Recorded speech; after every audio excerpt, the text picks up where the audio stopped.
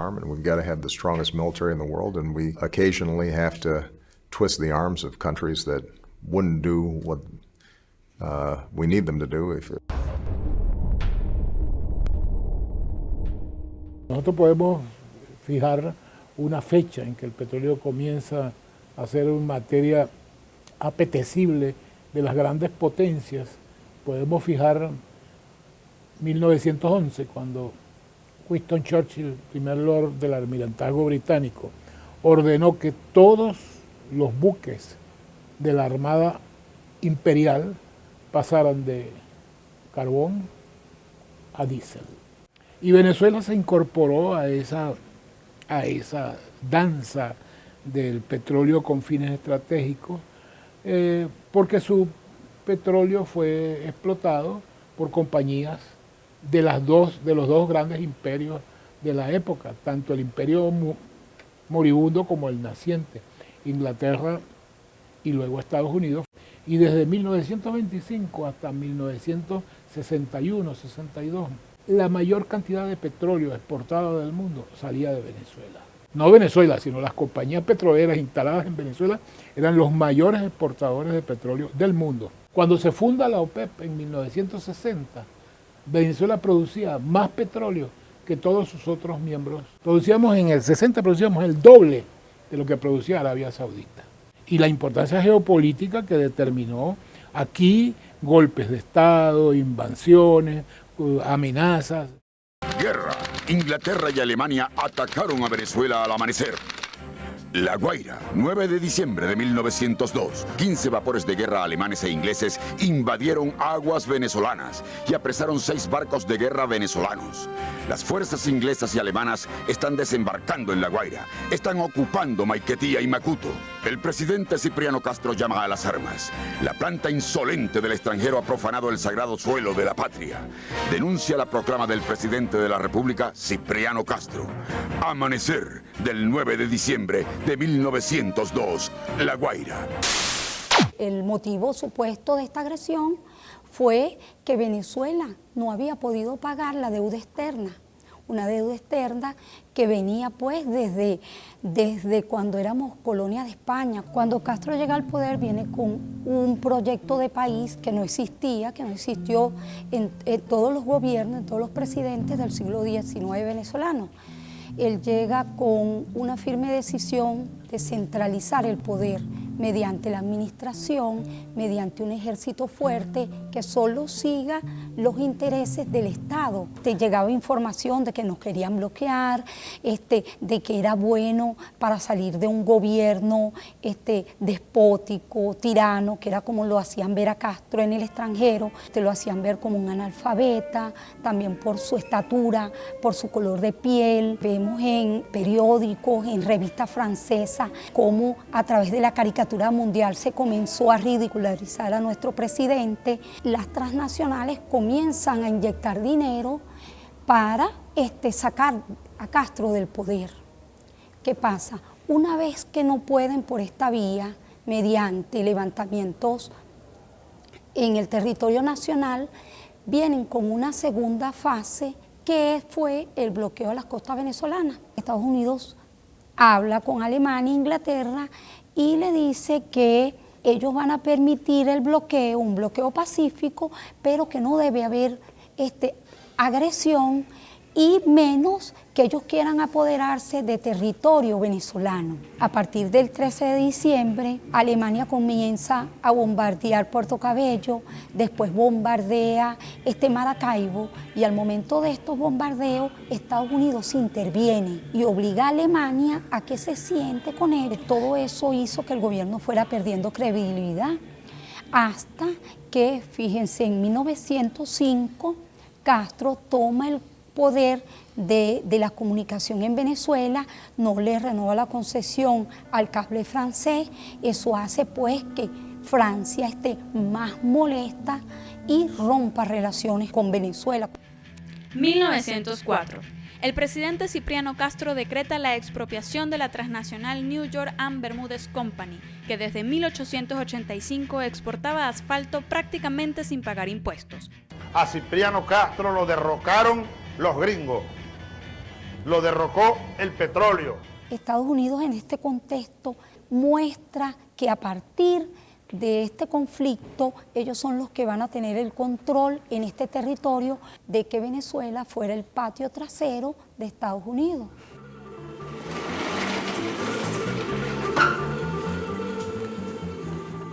Se alza contra el gobierno comandante desconocido y se rinde por ahora. Caracas, madrugada del 4 de febrero de 1992. Urgentísimo. Un comandante paracaidista desconocido se alzó hoy contra el gobierno de Carlos Andrés Pérez. Los rebeldes comandados por el teniente coronel Arias Cárdenas tomaron Maracaibo. Enfrentamientos en muchas ciudades del país. Los revolucionarios atacaron el Palacio de Miraflores y la residencia presidencial de La Casona. El presidente Pérez escapó milagrosamente. El gobierno anuncia que dominó la situación. Un comandante paracaidista llamado Hugo Chávez asumió la responsabilidad del movimiento y se rindió por ahora porque los objetivos no fueron logrados, afirmó el rebelde. Esa fuerza inmensa que es y será el movimiento bolivariano, aliado en un gran frente nacional, donde se integren las diversas fuerzas sociales del país y del continente, por qué no decirlo así, vamos a tomar el poder y vamos a transformar este destino venezolano. Ese odio de cierta prensa venezolana no comenzó ni siquiera desde la asunción del poder del presidente Chávez, sino incluso desde su aparición el 4 de febrero de 1992. Desde ese mismo momento comenzaron a satanizar su figura y su proyecto que reivindicaba el bolivarianismo. Bueno, en principio utilizar la figura del militar latinoamericano, el milico, la bota militar, y trataron de construir una imagen que afortunadamente el pueblo venezolano no se creyó.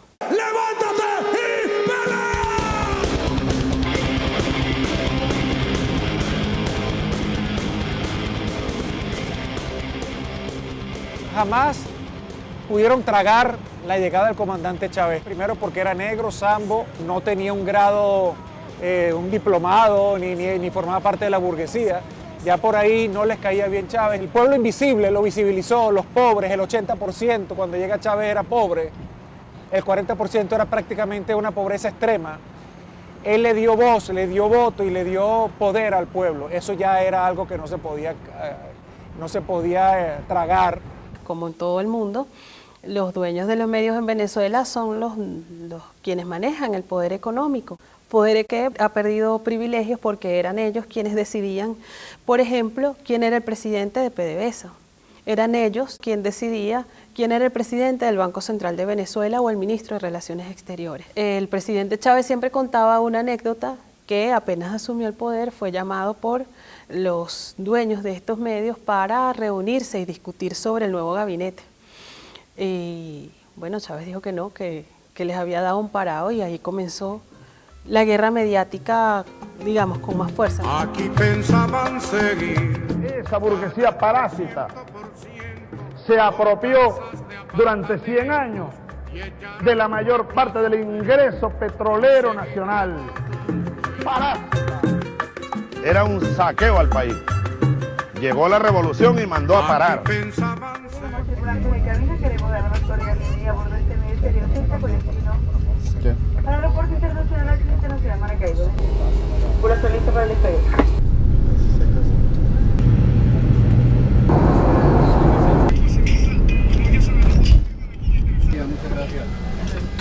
¿Cuáles desafíos plantea esencialmente Chávez?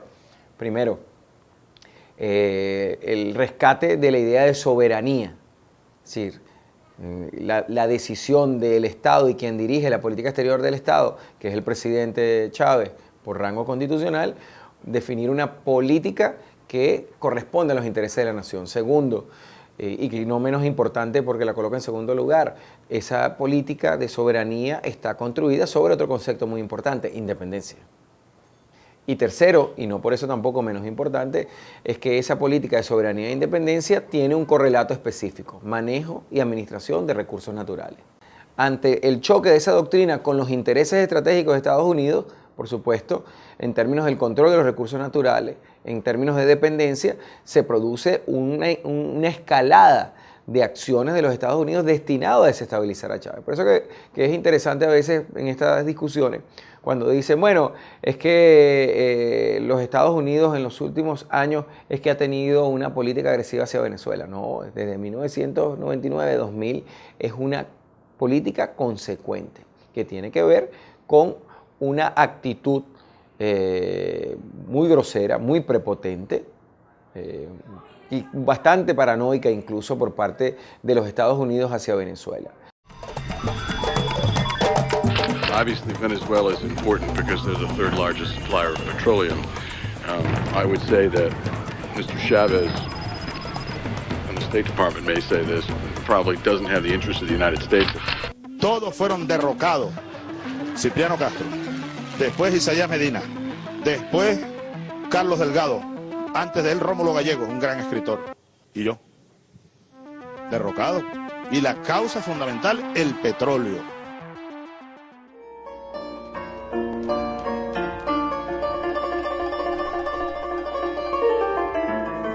Según British Petroleum, el BP Statistical Review, el mundo hay 1.700.000.000.000 de barriles. En la OPEP está 1.216.000.000, el 71%. Y en Venezuela, con la certificación Ryder Scott PDVSA, estos 298.000 que te decía, equivalen al 17,55% de todas las reservas probadas del mundo.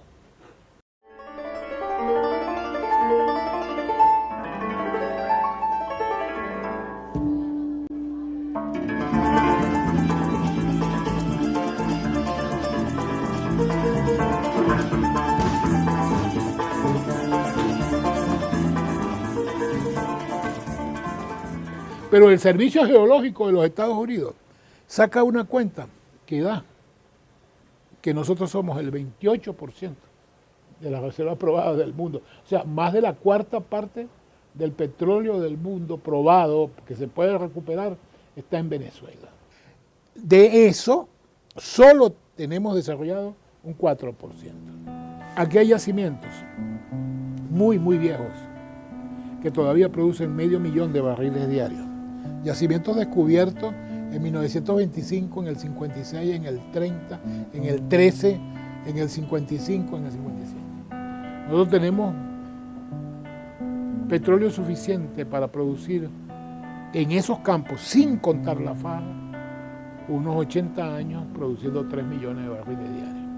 Nosotros tenemos yacimientos que están produciendo. Suata principal produce una cantidad gigantesca. Produce más que Ecuador, un campo, y va a durar a esa tasa de producción 532 años. Aquí hay uno que va a durar 1942 años.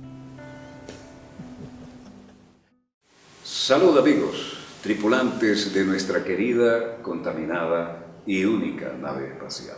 La misma que, desde la última vez que nos vimos por estos medios, ha dado otra vuelta sobre su eje imaginario y, por supuesto, sigue generando acontecimientos en pleno desarrollo. Los acontecimientos hoy están aquí en casa, la escenografía que he diseñado de que se ha vuelto clásica, porque me toca un rol muy poco frecuente, el de ser entrevistado. La mayor riqueza petrolera del planeta no está en Arabia Saudita, ni en todos esos pequeños reinos de testas coronadas que tienen que pagarle protección a Estados Unidos para mantener la cabeza sobre los hombres y sobre los hombros la corona, ¿no? La verdadera riqueza petrolera, entre otras, está aquí en la República, hoy República Bolivariana de Venezuela. Este estrecho de Hormuz de 10-12 millas de ancho. Si uno hunde ahí un gran petrolero, se va al diablo el transporte de 42-45% del petróleo mundial. La ruta larga hacia el gran consumidor, Estados Unidos, es, como estamos viendo, por el mar de Arabia, bajar al sur de África, cruzar el legendario Cabo, subir por el Atlántico, seguir hacia el Caribe por este, y luego de 40-45 días entrarle a Texas. Pero en una situación crítica de riesgo estratégico. La mayor riqueza petrolera del planeta está aquí, pero no está a 45 días, está de 4 a 5 días. 10-1 es la proporción.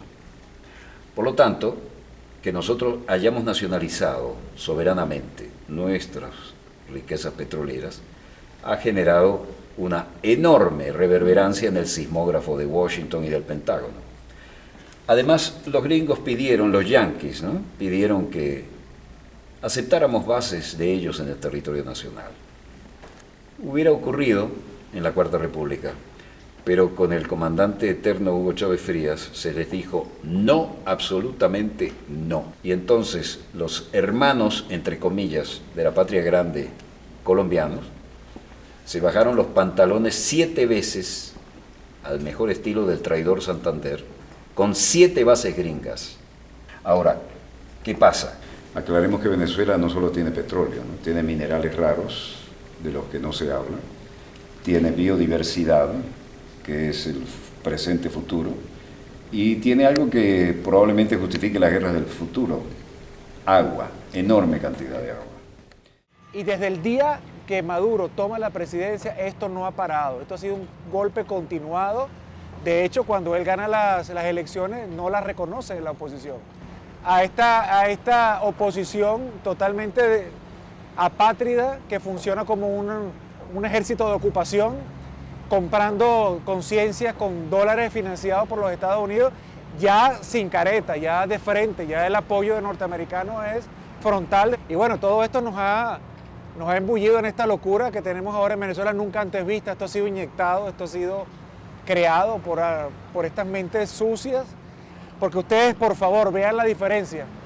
Ustedes ven la marcha chavista, las marchas rojas, son tambores, alegría, cantos, esperanza, patria, y ven las marchas de oposición, odios, gritos, insultos, destrucción, quema. Aquí han quemado clínicas materno-infantiles, aquí han asesinado personas, jóvenes, entre ellos mismos, con armas de fabricación casera.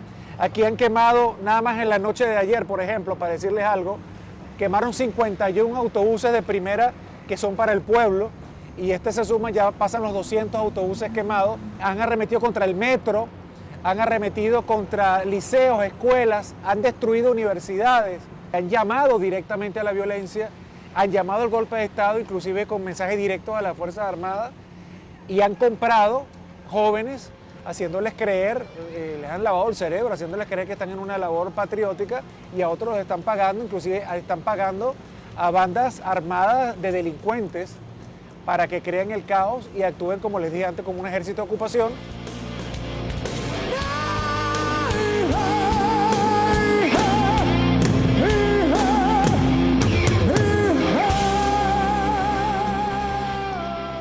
Hay una población cautiva, creyendo que ellos efectivamente están luchando por la libertad, que nosotros somos realmente un pueblo oprimido, que nosotros somos realmente un pueblo al que le han quitado todas sus libertades y que antes vivían mejor. Gente que sabe que eso es mentira, pero que ha sido engañada al punto de creerse esa falsa realidad, que con una campaña mediática como la que ha sufrido Venezuela durante 18 años, en otro país ya no estuviera el gobierno revolucionario. Hay un periodismo que no está interesado en la paz, que no está interesado en el diálogo, por ejemplo, sino que desde sus artículos, desde sus programas, intentan profundizar las diferencias que existen en el pueblo venezolano, y si no existen, generarlas, entre, digamos, los dos modelos que están en pugna. El chavismo, que ha presentado un proyecto, un modelo claro, y la oposición, cuyo proyecto es salir del gobierno revolucionario.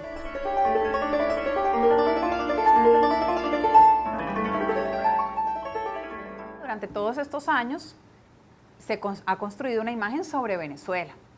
Y es una imagen que se ha distribuido a través de todas las fuentes informativas posibles. Deportistas, artistas, cantantes, es decir, en todas las fuentes informativas tú encuentras información distorsionada sobre Venezuela. La gente en el mundo se ha convertido en una venezolanóloga, o sea, son expertos en Venezuela, pero no han pisado nunca este país, no tienen relación directa con lo que verdaderamente aquí está pasando. Los periodistas de Venezuela vinieron a contar una historia que les dijeron, vayan y cuenten el hambre de Venezuela, cuenten las colas por los alimentos en Venezuela, cuenten la necesidad de medicinas. ¿Qué pasaría si esas mismas órdenes las recibieran para contar Colombia? ¿Qué pasaría si esas mismas órdenes las recibieran para contar Brasil? ¿Qué pasaría si esas mismas órdenes las recibieran para contar México? Pero cuando te mandan a cubrir México, no te mandan a cubrir el hambre, la falta de medicinas, la dificultad para acceder a servicios públicos, no te mandan a contar otras historias. Y eso es lo que está pasando de una manera muy evidente, es muy claro. Los periodistas extranjeros vienen a contar la historia que les han mandado a contar. Las imágenes en vivo de las movilizaciones opositoras en la autopista, en una gran avenida de Caracas, llegan, están retenidos por la Guardia Nacional, hay confrontación, hay gases lacrimógenos. Esa es la imagen que se repite, pero aparte de ese pequeño lugar de Venezuela, están ocurriendo una cantidad de cosas que los medios internacionales no están cubriendo, y no los están cubriendo no porque no sean capaces de cubrirlo o porque no tengan periodistas talentosos, es simplemente porque la instrucción, la orden es venir a cubrir las historias que el medio quiere escuchar. Pero se pierden de algo que está pasando en este país que sí es único, y es el empoderamiento de la gente de base, y que explica en buena medida por qué el gobierno de Nicolás Maduro y antes el gobierno de Hugo Chávez no se ha derrumbado. Hay varios pilares para el modelo bolivariano, por supuesto, pero una de las cosas más importantes es cómo esta gente entiende hoy el hecho político, incluso aquellos que adversan el proceso bolivariano. La discusión del pueblo venezolano sobre la política no se está dando en ninguna otra región de esta parte del planeta donde nosotros vivimos, y eso no lo vienen a contar los medios internacionales, porque el interés es muy claro, es construir un estado de opinión sobre Venezuela que permita una segunda, tercera fase de agresión y de intervención sobre el país, que desde mi punto de vista ya comenzó.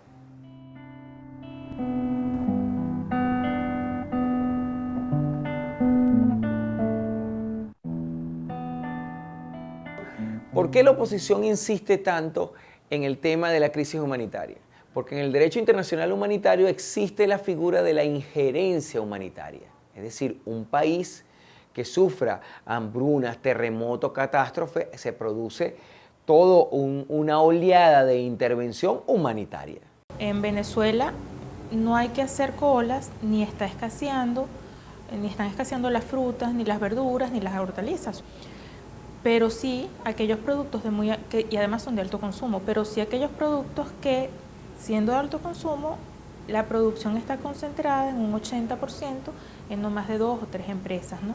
Y además productos emblemáticos para la mesa del venezolano, la harina de maíz precocida, el arroz, el café, el azúcar. Nosotros estamos en unos niveles de producción relativamente altos si lo comparamos con la década de los 80, de los 90, incluso en términos per cápita. No es la caída de la producción lo que está explicando las colas de algunos productos, ni tampoco el incremento de los precios. Si de verdad fuese un problema de producción, porque el producto sí se consigue en los mercados ilegales, porque los productos están en los mercados ilegales. Entonces alguien los produjo, alguien los importó, en el caso de que fuesen importados. El Estado capta las divisas por exportación de petróleo, en un 95%. Claro, el Estado le entrega a tasa preferencial las divisas al sector privado para que importe a tasa preferencial, pero cuando hacen la conversión no utilizan la tasa preferencial, utilizan la más alta que ven en el mercado. Y la más alta que ven en el mercado es la de ese mercado ilegal, desproporcionada, totalmente manipulada, que tiene un comportamiento, el patrón está asociado a los momentos electorales o de alta conflictividad política. El año 2014 se entregaron el Estado le entregó a la industria farmacéutica alrededor de 2.500 millones de dólares anuales para importar medicamentos. Ya desde el 2013 se estaba comenzando a observar la escasez de medicamentos. Ahora, el año 2004 se entregaron alrededor de 900 millones de dólares. La diferencia es grande, ¿no? De 900 a 2.400. Los venezolanos no nos hemos enfermado tanto en 10 años para justificar ese incremento. Sin embargo, los medicamentos no están. Entonces ahí es donde decimos, no es un problema de la asignación de divisas, no es un problema de la falta de recursos. Si bien los recursos del 2012 para acá han disminuido por la caída del precio del petróleo, la asignación de alguna forma se ha mantenido en términos relativamente superiores a los históricos.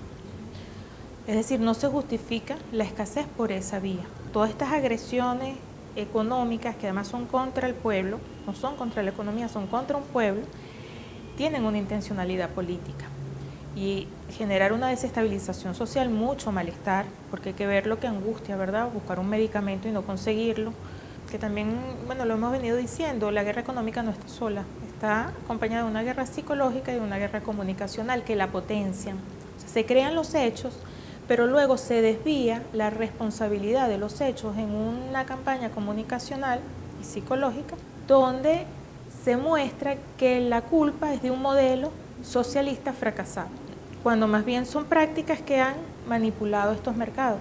Algo similar ocurrió en Chile, en la época de Salvador Allende, entre el año 70 y 73, largas colas para conseguir bienes esenciales, pero los niveles de producción nunca cayeron, los niveles de importación tampoco. Luego que cae Allende, empiezan a aparecer los productos, pero que dicho por el propio Nixon y digamos las instrucciones que daba era hacer chillar la economía, porque lo que no quería era que se consolidara un gobierno distinto, un sistema distinto al capitalista, y que lograra mostrar y que pudiese mostrar sus logros. Bueno, yo lo que creo es que se ha intentado vender que es un Estado fallido, y no solo se ha intentado vender, sino propiciar, es decir, con esa oposición violenta, también con una guerra económica, es decir, que no es fruto de la conspiranoica, ¿no? Que es exactamente igual que se hizo contra el gobierno de Salvador Allende, ¿no? Se está viendo, por ejemplo, las farmacéuticas o las grandes industrias, a pesar de que Venezuela ha pagado sistemáticamente toda la deuda, no está en default, no se le está suministrando pues los elementos para trasladar a su población, por ejemplo, medicinas, algo tan importante, ¿no? Sobre todo en tema de hipertensión, son medicinas además que afectan mucho a la población. Yo creo que ha habido un esquema de declararlo Estado fallido a la manera de las intervenciones, pero lo que está detrás es el control de un proyecto político que lidera Venezuela, de integración regional. Relación con las acciones del gobierno venezolano, que viola los derechos humanos en términos de aspectos fundamentales vinculados a las libertades. Continuamos en trabajo cercano con el Congreso, así como con otros actores de la región. El presidente Obama sí va a firmar las sanciones y coordinar su implementación. Estas sanciones representan el compromiso del Departamento de Estado y el gobierno de los Estados Unidos en apoyar al pueblo venezolano a proteger su democracia. Hay una que puede ser incluso más rápido: 2 portaaviones en el Golfo de Maracaibo. Esos tipos que vociferan como Maduro y Diosdado son una bola de cobardes porque atacan mujeres y niños. Exacto. Hay que plantarles enfrente 2 portaaviones y vamos a ver si son tan guapos como dicen con el ejército americano. Dios te bendiga, Belardo. No, por favor. No, porque es que cuando uno dice, pero que se metan los gringos... No, pero por favor. Que usen la fuerza en nombre de la libertad, te dicen, oh, no. Y le preguntan, ¿se justifica moralmente asesinar al tirano? Claro, porque es que un pueblo que asesina o quien asesina a un tirano no es un asesino. Exacto. Es un patriota. Exacto. Y entonces hay que pasar a la acción. Y hay que tomar las armas de ser necesario. El hecho de que nosotros pasamos de ser un desafío en el diseño de la política exterior norteamericana a ser una amenaza. La diferencia conceptual en la formulación norteamericana entre un país desafío y un país amenaza es que un país amenaza puede incluir hasta última instancia una intervención militar. Un desafío no, implica presiones. Uno es un documento de julio del año 2015, ese mismo año, de un especialista norteamericano que se llama Robert Ellis, un asesor de inteligencia del Departamento de Guerra del Ejército norteamericano, que publica un trabajo que se denomina La inminente implosión en Venezuela y sus implicaciones para los Estados Unidos. ¿Y qué dice en ese documento Robert Ellis? Venezuela está en una situación de inestabilidad. el presidente Nicolás Maduro no tiene la capacidad de mantener el orden y la inestabilidad en Venezuela va a generar una inestabilidad en la zona y ante eso tiene que actuar los Estados Unidos. ¿Qué dice Robert Ely? Bueno, los Estados Unidos a lo mejor no tenga que intervenir directamente, pero debería de intervenir a través de sus socios, Colombia y Guyana. Bersinski también ha sido el principal auspiciante de lo que se llama la tesis del caos constructivo. ¿Qué es el caos constructivo?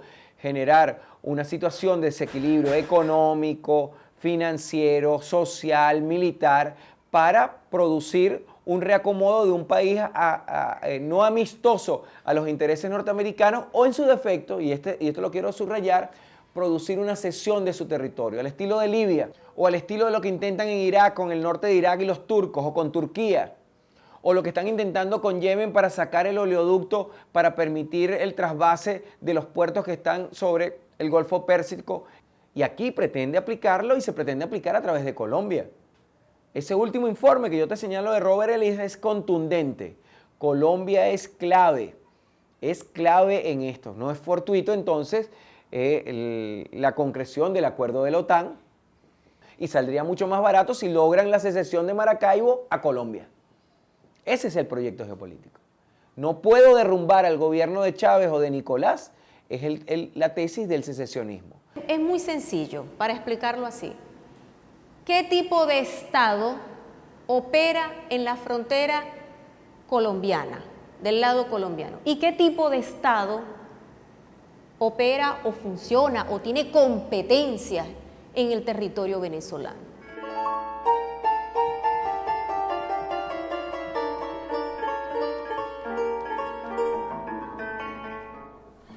Venezuela históricamente ha pagado, ha cubierto una deuda social de los gobiernos colombianos con la población. En estas últimas 2 décadas, el crecimiento nos ha llevado a considerar una población de cerca de 6 millones de colombianos. ¿Por qué se vienen los colombianos a Venezuela? En estas últimas 2 décadas, fundamentalmente, porque los procesos de orden social que desarrolla el gobierno venezolano tienen que ver con la atención al ciudadano, indistinto de su condición, de dónde haber nacido, y los colombianos se sienten mucho más atraídos y beneficiados. Uno, porque hay un escenario geográfico donde pueden llegar y van a tener la cobertura de orden social, cultural, económico, incluso político.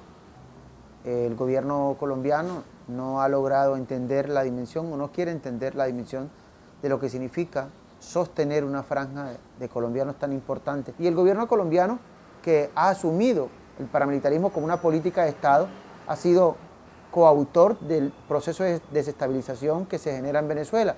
Los paramilitares que vinieron aquí con objetivo de asesinar al presidente Hugo Chávez fueron paramilitares concebidos desde la expresión política organizada colombiana. No en vano, cerca de 300 parapolíticos, es decir, concejales, alcaldes, gobernadores, representantes y senadores, algunos ya condenados por la pala política en Colombia, con una relación estrecha en Venezuela.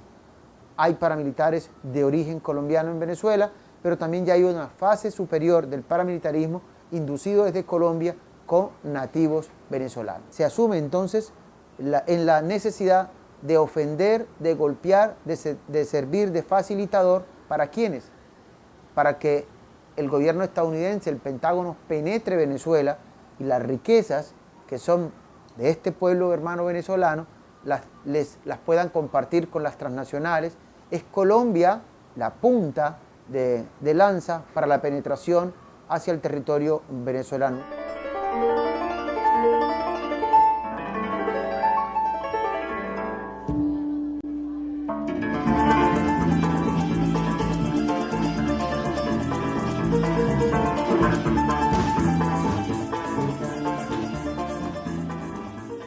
Obama nos caracterizó como una amenaza extraordinaria e inusual.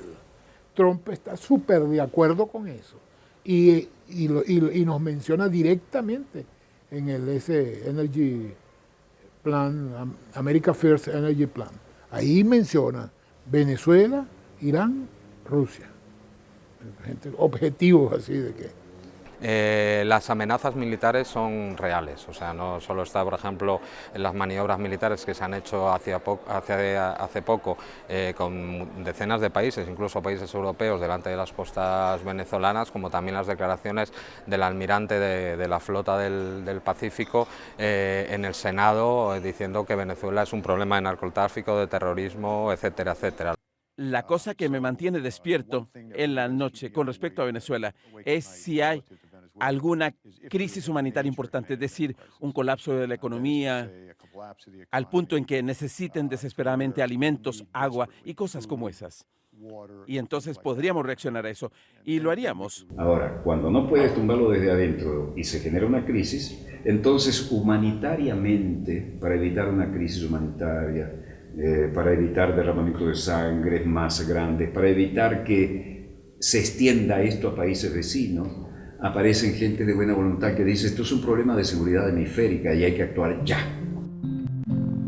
Porque tenemos la verdad de nuestra parte y no vendrán unos asaltantes de la oligarquía interna de la derecha extremista con el guión escrito por el Departamento de Estado a asaltar el poder político de Venezuela. Se equivocaron con nosotros, se equivocaron de país. Un gobierno que respete a los pueblos de América Latina, a la América de Simón Bolívar, carajo. Váyanse al carajo, yanquis de mierda, que aquí hay un pueblo digno. Sépanlo, estamos resueltos a ser libres, pase lo que pase y cuéstenos lo que nos cueste. ¡Ya basta! ¡Ya basta!